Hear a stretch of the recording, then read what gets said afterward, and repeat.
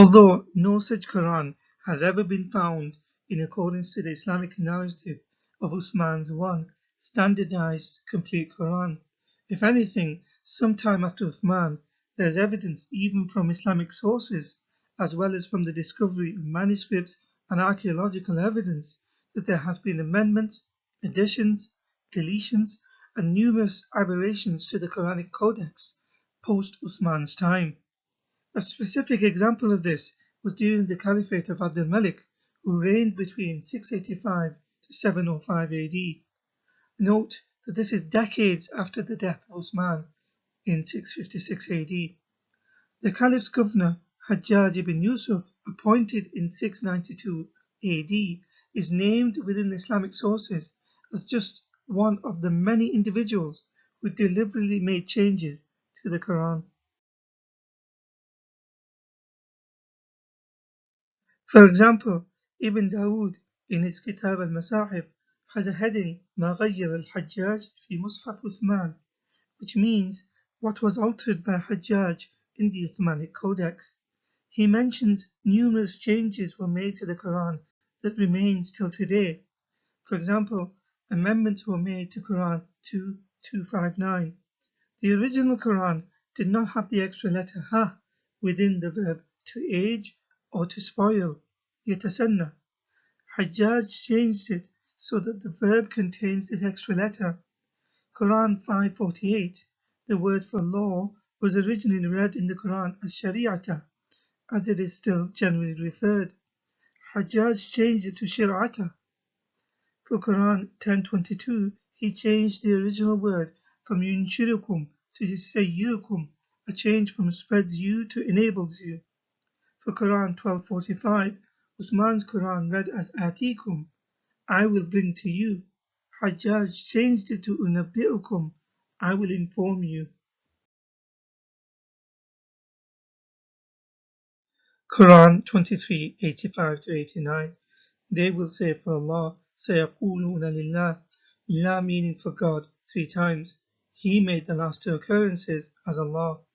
Quran 26:116, Hajjaj swapped words from 2 different stories in the same chapter.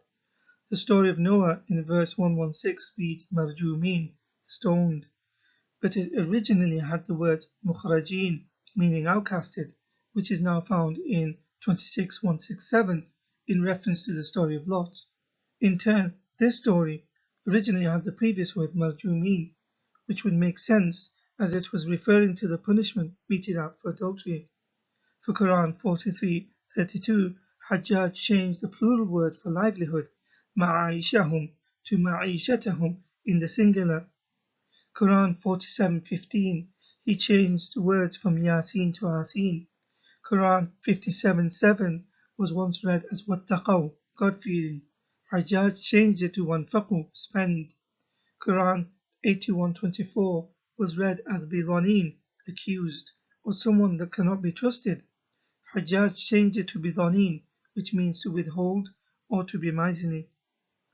A legitimate question here is, what authority did Hajjaj have to change God's words as collected by the Caliph Uthman? If he did, then it is an indication that he did not believe that the Quran was verbally inspired or was inscribed on a tablet preserved in heaven. Of course, Muslims readily dismiss any claims that Hajjaj ever changed the Quran, although the author of Kitab al-Masahif is a Muslim and a scholar of repute more than any of his critics ever will be. A peculiarity and a common feature of Islamic hermeneutics is that any source that is embarrassing is easily dismissed as weak, either by citing the source or someone in the transmission chain as unreliable.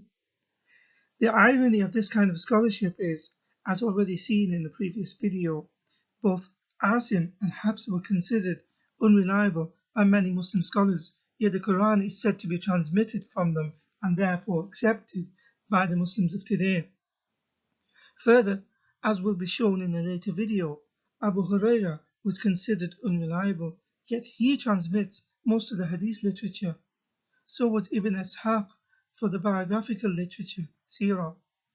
So the 3 main sources of literature for Islam, the Quran, Hadith and Sirah, without which there is no Islam, In effect, the whole of the Islamic knowledge base was transmitted by unreliable people by Muslims' own admission, yet their testimony is generally accepted by mainstream Islam.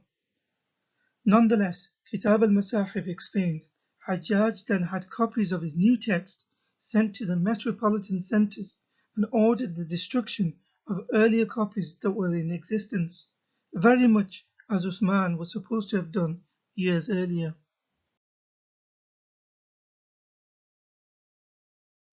Kitab al-Masahif is not the only Islamic source that says Hajjaj made changes to the Quran. Ibn Khalikan, an eminent Muslim scholar whose biographical dictionary is considered to be the highest importance in the field of Islamic history, says in his book Wathayat al-Ayan, volume 2, page 401, after quoting Abu Ahmad al-Askari, that Hajjaj ordered the destruction of all the codices representing a text earlier than the one canonized by Uthman. Moreover, this new text promulgated by Hajjaj, according to the Arabic Encyclopedia, page 690, says, quote, when errors increased in the reading of the Quran, Nasir ibn Asim al-Laythi was put in charge of correcting it. Ibn Asakir, in his work of history, Tarikh, says Hajjaj had the Quran tampered with, as he had enmity towards some of the companions of Muhammad. So who was Hajjaj ibn Yusuf? It is interesting to note that Hajjaj was described as a tyrant and also as a non-Muslim, kafir, in numerous classical Sunni books, such as the famous books of Ibn Hajar al-Asqalani's Tahdhib al-Tahdhib, volume 2, page 311, and other notable books such as Al-Imama al-Siyasa, volume 2, page 45. For example, Muslim historian Ibn Athir in his Tarikh, volume 4, page 138, quotes Ibn Qutaybah saying Hajjaj was responsible for destroying the Kaaba and killing over 125,000 Muslims, including close companions of Muhammad such as Abdullah ibn Zubayr and Jabir ibn Abdullah.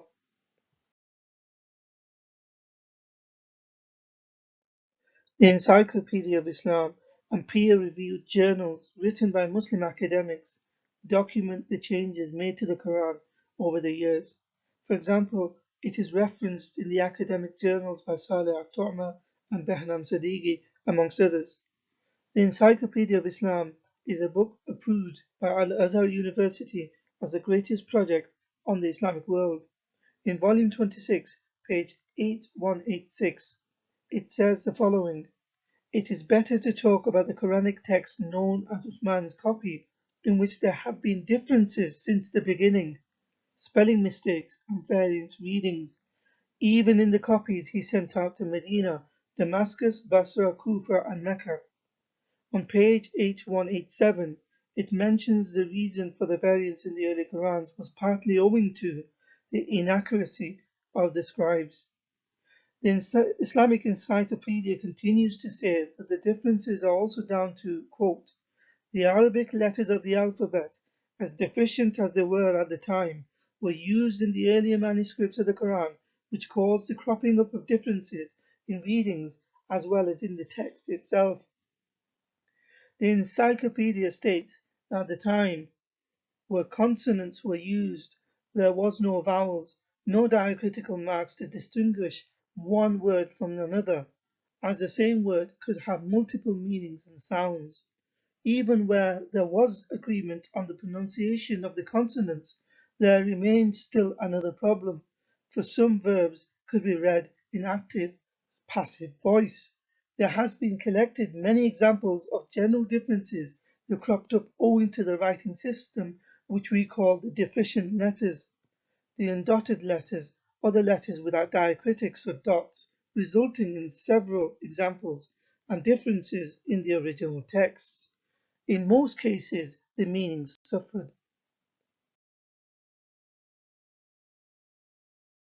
The Islamic Encyclopedia continues. In the Umayyad period, from year 41 to 132 after Hijri, the differences in the Quran increased rather than decreased in Uthman's copy. Little by little, new readings cropped up. that included a merger between the authorized version of Uthman and the readings attributed to Ibn Masud and Ubay.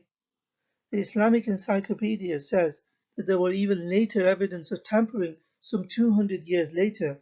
Quote, at the onset of the Abbasid period, there was similar difference in the readings, so much so that it was impossible to distinguish between the authorized version of Uthman's Quran and other readings.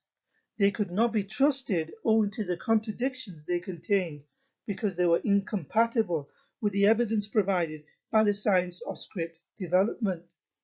On page 8189, it says, at the beginning of the 4th century after Hijri, this is centuries after Muhammad and Uthman, the use of dotted and voweled Arabic letters had spread. The use of these dotted and voweled letters extensively led to further discrepancies in readings becoming manifest and evident, and this led to sharp conflicts about which reading is accurate. This account corresponds to comments made by other notable classical scholars of the time, such as Abu Amr ad-Dani in his Al-Muqni mentions, even at this late stage after Muhammad and Uthman, that the differences in these Qurans were severe enough to cause disagreements and infighting amongst the Muslims. So all this is in contrary to the popular common Muslim belief of an unchanged Quran since the time of Muhammad, as Muslim sources themselves attest to the systematic changes in the Quran throughout the ages.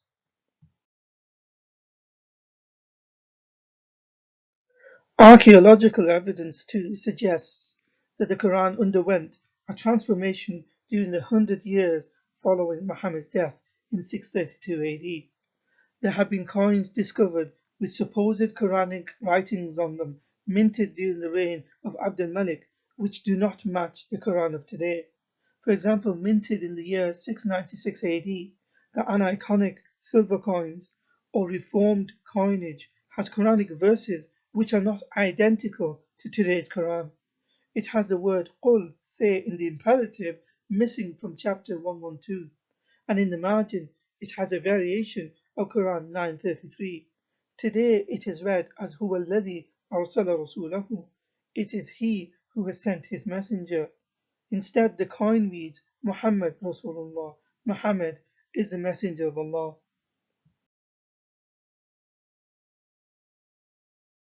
Furthermore, the Dome of the Rock Sanctuary, built by the same Abdul Malik in 691 AD, has quotations from the Quran. However, just like the coins, the Dome of the Rock writings differ in details from today's Quran.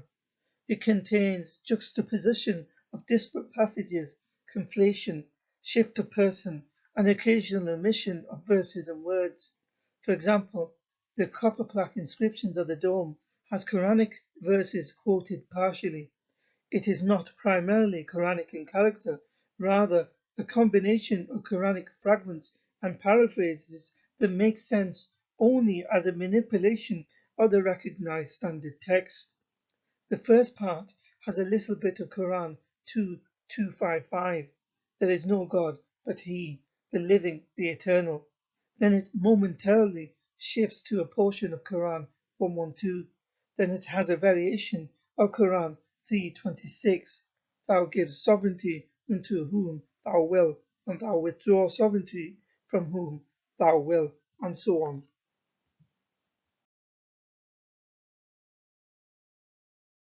Further, the Arab Sasanian coin of Ibn al-Fuja'a, dated from 695 AD, has a picture of a face. Such images are forbidden within Islamic traditional aniconism, which is the avoidance of images of sentient beings.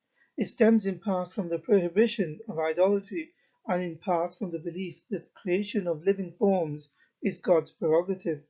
It gets worse. On this coin, it also has a picture of a Zoroastrian fire altar, and written in Persian the words Servant of God, Khatri, Commander of the Faithful.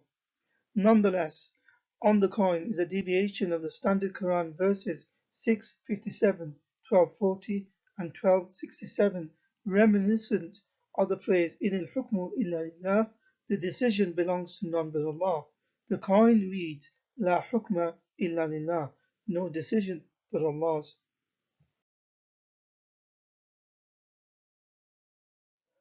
Again, in contrast to Islamic aniconism and tradition, on the Arab Sasanian false, dated 703 AD, on the obverse it has a bust with two bearded and mustachioed faces back to back, each bearing half a crown surmounted by two wings and a crescent, written in Persian, fortune and prosperity. Within the margin, it has a variation of Quran 48:29 when compared to today's Quran. The coin reads, Muhammad is a messenger of Allah. Those who recite with him are severe with the unbelievers, compassionate among themselves. Today's Quran does not have the word recite, yatluna, in the verse. On the reverse, it again has a Zoroastrian fire altar image.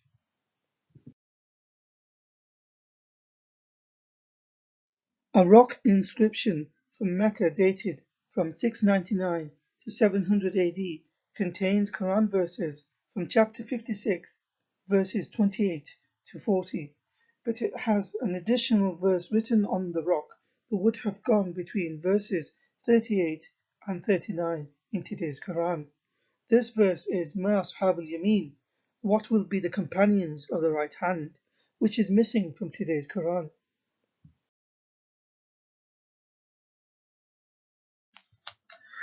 There is evidence of modern-day tampering of the Quran in order to have it standardized.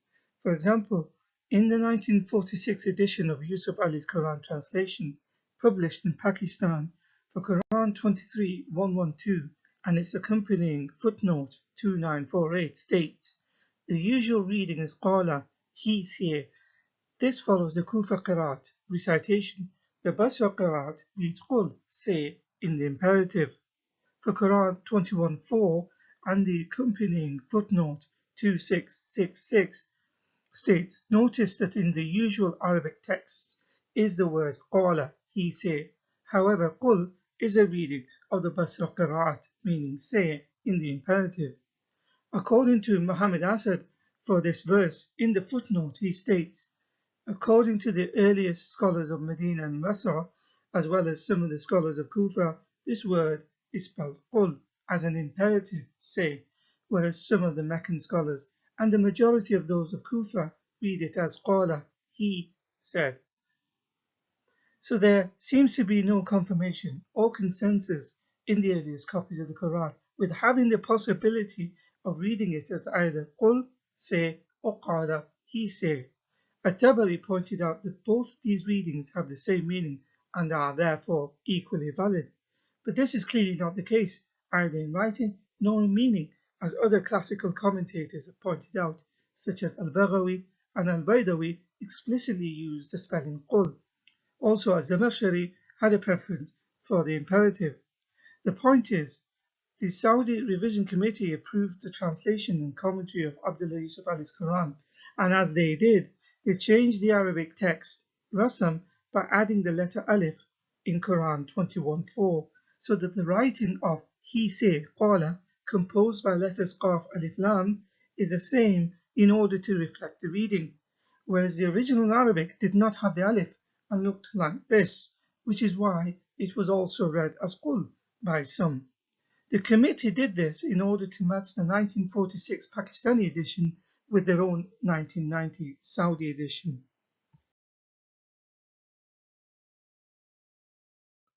An often quoted verse by Muslims in defense of the Quran's preservation is a circular argument done by citing Quran 50:9.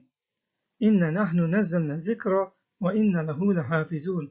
We have revealed the Quran and we are its protectors. However, this is contrary to all the evidence and reality of the situation. The preservation of the Quran fails on two main points, namely preservation by memory, evidenced in part 1, as Quran verses have been lost and others forgotten, but it also fails on historical validation as seen in this video. If anything, Muslims are guilty of the same crimes that Quran 5:13 accuses Jews and Christians of having supposedly done when it comes to their scriptures, whereby Allah curses them by saying يحرفون الكلمة عن مواضعه ونسوا حظا مما ذكروا به. They distort words from their places and have forgotten a portion of that which they were reminded.